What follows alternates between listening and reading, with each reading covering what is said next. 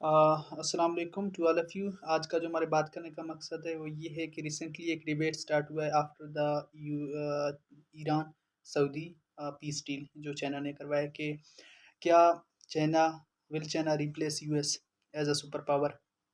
क्या अब चाइना इतना काबिल हो गया है कि वो यूएस को रिप्लेस करे और सुपर पावर बन जाए। तो इन सवालों को एड्रेस आज हम करेंगे। तो इसको इन सवालों की तरफ जाने से पहले हम 2 मेन चीज़ें देखेंगे। पहली बात ये है कि does China have the desire to become a super power? और दूसरी बात ये है कि does China have the capability to replace US? तो बात ये है कि किसी भी मुल्क को सुपर पावर बनने के लिए कुछ अहम चीज़ें ज़रूरत होती हैं, जैसे economic development, military development, alliances और उसकी पूरी दुनिया उसकी मानती हो। तो देखें 2 फैक्टर्स हैं। एक फैक्टर ये है कि सॉफ्ट पावर और दूसरा है हार्ड पावर। अच्छा, हार्ड पावर और सॉफ्ट पावर को हम ये यूएस और चाइना के हार्ड और सॉफ्ट पावर को कंपेयर करेंगे। उसके बाद हम देखेंगे कि क्या वाक़ई चाइना इस कैपेबल है कि वो यूएस को रिप्लेस करे। अच्छा, सब जो पहले हमारा क्वेश्चन था, does China have the desire to replace US?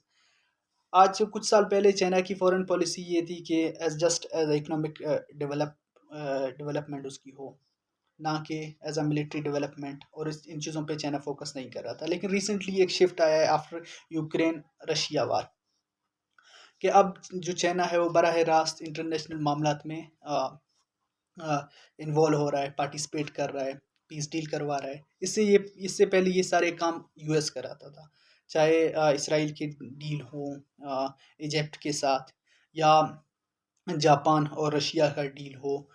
जितने भी बड़े-बड़े डील हुए हैं दुनिया में माज़ी में, वो सारे यूएस करवाता था। लेकिन इस जो रिसेंटली जो एक दुनिया में बहुत बड़ी शिफ्ट आई, या एक बहुत बड़ा चेंज है, वो ये है कि अब चाइना भी दुनिया के बड़े मामलात में इन्वॉल्व हो रहा है, पार्टिसिपेट कर रहा है।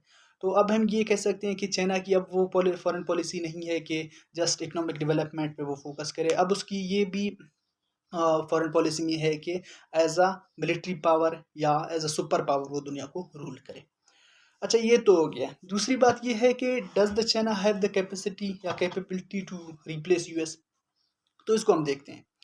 अच्छा, चाइना की जो सॉफ्ट पावर है यूएस के साथ, जिसको अगर हम इसे कंपेयर करें, तो सॉफ्ट पावर में आ जाती है इकोनॉमिक डेवलपमेंट, सोशल रिलेशंस और cultural relations with other state without military uses या प्रेशर मिलिट्री टैक्टिक्स या प्रेशर टैक्टिक्स को यूज़ करने के बगैर जितने भी रिलेशंस हैं, उसको हम कहते हैं सॉफ्ट पावर। किसी भी कंट्री का सॉफ्ट पावर क्या उसकी दुनिया में क्या इमेज है। तो देखें, अगर हम यूएस की बात करें तो यूएस ने पिछले तकरीबन 50-60 साल से US the solo power of the world, इसमें कोई शक नहीं है। और दुनिया में यूएस ने अपनी एक इमेज बनाई है, डेमोक्रेसी की वजह से, अपने मीडिया की वजह से और अपने इकोनॉमिक इन्वेस्टमेंट की वजह से पूरी दुनिया में यूएस ने अपनी एक इमेज बनाई है, एक सॉफ्ट इमेज बनाई है कि US is the champion of freedom of speech, US is the champion of democracy और US is the champion of human right. तो ऐसी एक इमेज बनाई। हालांकि दुनिया में हमने देखा है कि यूएस ने बहुत से ऐसे जंगें लड़ी हैं जिसमें सिर्फ मासूम लोग मारे गए हैं। लेकिन जिसके यूएस की मीडिया और यूएस की जो प्रोपेगेंडा टूल है वो बहुत पावरफुल है चाइना और रशिया के मीडिया और बाकी चीज़ों से। तो सबसे पहले हम अगर देखें सॉफ्ट पावर मीडिया की बात करें तो सीएनएन, फॉक्स न्यूज़ और जितने भी वेस्ट के हैं, बीबीसी से लेकर बाकी जितने भी बड़े बड़े न्यूज़ हम देखते हैं मीडिया में, तो वो कंपेयर टू चाइना बहुत आगे है। यूएस इसमें चाइना के पास कोई ऐसी कोई बड़ी प्लेटफॉर्म नहीं है कि वो अपनी बात पहुंचे पूरी दुनिया में। जो हमने माजी में देखा है कि कम्युनिज्म के पास भी नहीं था, जिसकी वजह से पूरी दुनिया में, हालांकि कम्युनिज्म का एक बहुत बैड इमेज पेश किया गया, जितना वो बुरा नहीं था उतना कम्युनिज्म को बुरा पेश किया गया पूरी दुनिया के सामने कि दे आर एग्रेसिव, और ये जो हैं मेरे अमन पसंद नहीं है, या ये मिलिट्री टैक्टिक्स की वजह से पूरी दुनिया को कंट्रोल करना चाहते हैं। और जो यूएस है वो एक बेहतर है बाकी कंट्रीज से, और ह्यूमन राइट चैंपियन और बाकी चीज़ें। तो दूसरी बात इसमें आ जाती है इन्वेस्टमेंट। दुनिया में जो चाइना की इन्वेस्टमेंट है बिल्कुल ज़्यादा है बेल्ट एंड रोड की वजह से। अब जो recently belt and road initiatives है दुनिया के बहुत से मुल्कों में से गुजर रहा है, तो वहाँ पे चाइना ने बहुत इन्वेस्टमेंट किया। लेकिन अब भी अगर हम देखें तो यूएस की जो इन्वेस्टमेंट है वो चाइना से काफ़ी ज़्यादा है। और फिर आ जाती है, इसमें आ जाती है सोशल डिप्लोमेसी। ये है कि दुनिया में ऐसे बहुत से गवर्नमेंट हैं जो यूएस को सपोर्ट करते हैं और यूएस बैकग्राउंड में उनको सपोर्ट करते हैं, उनको पावर में लाने में यूएस का बहुत बड़ा किरदार है। पाकिस्तान से लेकर आप यूक्रेन में देख सकते हैं कि कैसे जो एक हिमायती था वेस्ट का, उसे यूएस यूक्रेन का प्राइम मिनिस्टर बना दिया गया। तो और भी दुनिया में ऐसे बहुत से मुल्क हैं जहाँ पे जितने भी गवर्नमेंट हैं बैक्ड बाय यूएस हैं। तो ये भी एक बहुत बड़ी टैक्टिक होती है किसी भी कंट्री को कंट्रोल करने में। फिर आ जाती है इसमें, अगर हम देखें कि दुनिया के इंटरनेशनल ऑर्गेनाइजेशंस। अच्छा, यूएन में सबसे ज़्यादा जो कंट्रीब्यूशन है, या यूएस में जो यूएन में जो सबसे ज़्यादा जिसकी बात मानी जाती है, जिसका ज़्यादा चलता है, तो वो है यूएस। यूएस की पूरी पावर है यूएन में। हालाँकि चाइना भी वीटो पावर है, रशिया भी, लेकिन फिर भी यूएन जितना भी यूएन में ज़्यादा कंट्रीब्यूशन होती है इकोनॉमी के लिहाज से, बाकी चीज़ें, तो उसमें ज़्यादातर यूएस पार्टिसिपेट करता है और यूएस की चलती भी है यूएन में। और आईएमएफ, वर्ल्ड बैंक, ऐसे बड़े जितने भी बड़े इदारे हैं, इंटरनेशनल ऑर्गेनाइजेशंस हैं, वो सारे एक एक तरह से हम कह सकते हैं कि यूएस के अंडर हैं। तो इसमें चाइना को जो चाइना की जो परफॉर्मेंस है वो कंपेयर टू यूएस बहुत कम है।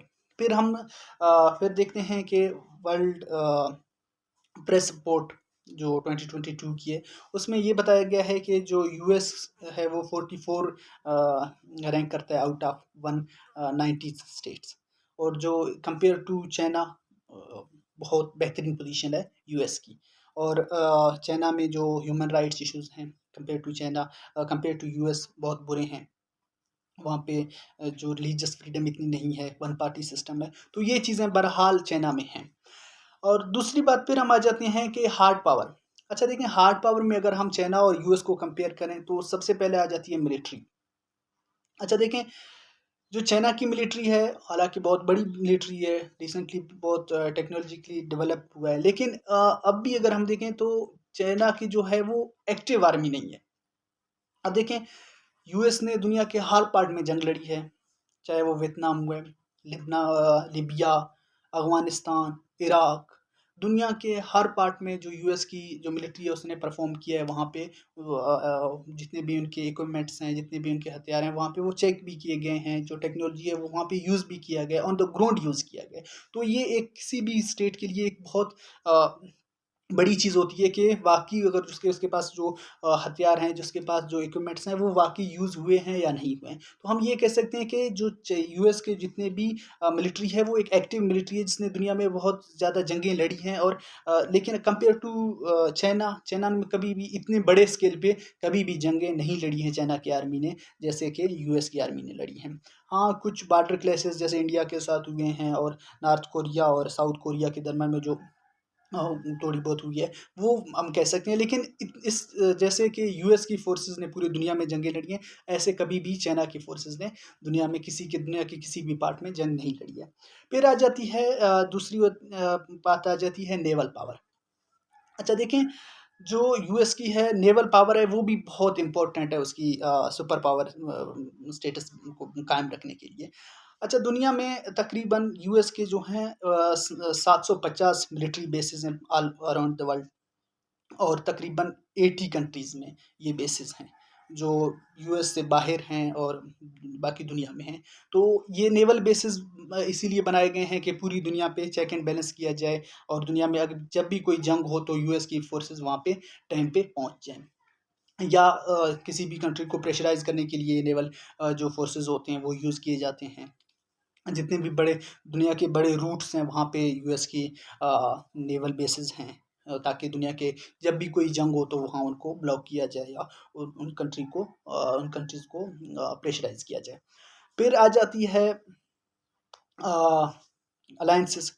देखिए, अलायंसेज़ में अगर हम चाइना के अलायंसेज़ देखें, चाइना के अब रिसेंटली कुछ डेवलपमेंट हो रहे हैं कि शायद दुनिया के जो बड़े स्टेट हैं, वो चाइना की तरफ जाएँ। लेकिन इससे पहले अगर हम देखें तो चाइना के पास कोई ऐसी कोई अलायंसेज़ या कोई ऐसा पार्टनर नहीं है जो चाइना के साथ खड़ा हो जाए नॉर्थ कोरिया को छोड़ के। देखिए, यूएस के पास नेटो है एक बहुत बड़ी सपोर्ट है यूएस की ये मिलिट्री सपोर्ट है जिसमें दुनिया के बहुत बड़े-बड़े मुल्क हैं, 30 से प्लस कंट्रीज़ हैं, वो सारे डेवलप्ड कंट्रीज़ हैं ऑलमोस्ट जैसे यूके, फ्रांस और बड़े कंट्रीज़ और इसके अलावा जैसे जापान, इंडिया वो भी यूएस के पार्टनर्स हैं, डिफरेंट मिलिट्री एग्रीमेंट्स इनके दरमियान में हुए हैं। तो चाइना के पास फिलहाल तो कोई ऐसी अलायंस नहीं है जो रिप्लेस करे नेटो को या ईयू को, यूरोपियन यूनियन को जो वो भी बहुत ज़्यादा सपोर्टर है वेस्ट का। तो ऐसी कोई स्टेट नहीं है या ऐसी कोई अलायंस सॉरी ऐसी कोई अलायंसेस चाइना के पास नहीं है जो रिप्लेस करे नेटो और ईयू को। लेकिन फिर आ जाती है बात इसमें आ जाती है कि क्या वाक़ई अब हम ये कह सकते हैं कि बिल्कुल भी चाइना कभी भी यूएस को रिप्लेस नहीं करेगा? देखिए, ये कहना भी गलत है कि कभी भी जो है चाइना वो यूएस को रिप्लेस नहीं करेगा या कोई भी स्टेट यूएस को रिप्लेस नहीं कर सकता। देखिए, अब ये है कि अब जो है डॉलर सुप्रीमेसी वो कम हो रहा है। दुनिया में सबसे पहले पहले जो ट्रेड होता था चाहे ऑयल तेल का या बाकी दुनिया के बड़े-बड़े डील होते थे, वो होते थे डॉलर से। डॉलर पे उनकी डील होती थी। लेकिन अब ये है कि डॉलर को युआन जो है चाइना की जो करेंसी है वो रिप्लेस कर रहा है और हो सकता है कि जो ब्रिक्स स्टेट हैं ब्राज़ील, इंडिया रशिया और चाइना और साउथ अफ्रीका जो ब्रिक्स ब्रिक्स एक अलायंसेस है एक ऑर्गेनाइज़ेशन है इन स्टेट्स का। तो हो सकता है कि ये एक ऐसी दुनिया में एक ऐसी करेंसी बनाए जो यूएस की करेंसी यूएस के डॉलर जो डॉलर सुप्रीमेसी उसको खत्म कर ले और फिर ये हो सकता है कि चाइना जो है वो रिप्लेस करे यूएस को। लेकिन हम ये नहीं कह सकते कि 2-4 साल में ही जो है चाइना टोटली रिप्लेस कर देगा यूएस को और ऐसे पॉसिबल है। इसमें तकरीबन अब भी 50-60 साल लग सकते हैं, कम से कम भी लग सकते हैं चाइना को सुपर पावर बनने के लिए। क्योंकि ऑलमोस्ट जो है यूएस ने 70 साल पूरी दुनिया पे अपनी हुक्मरानी की है। दुनिया में जितने भी स्टेट हैं वो डिपेंडेंट हैं यूएस पे।